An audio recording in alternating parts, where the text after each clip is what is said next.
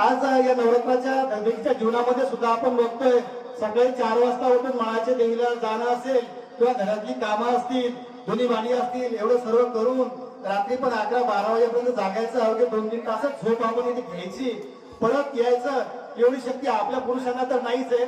खरंच त्यांना दुर्गा, कालिंगा, चंडी आणि सगळ्या रूप ते दाखवतात. ज्यांचे लग्न झालेले आहेत त्यांना तर ते माहीतच आहे आमकाच, तर ते सांगायचं काम नाही.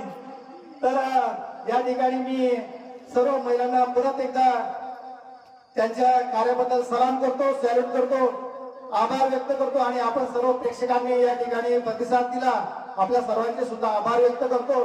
तसेच कार्यक्रम भविष्यातही आपण घेत राहू, सांस्कृतिक कार्यक्रम करत राहू आणि कोणालाही असा राग येऊ देऊ नका. कारण कसं असतं, आता इथे कोणत्या प्रकारची चिटिंग झालेली नाहीये, आपल्या समोरच हा गेम खेळला गेला आणि खरोखरच त्याच्या मेहनतीचं फळ त्यांना मिळालं.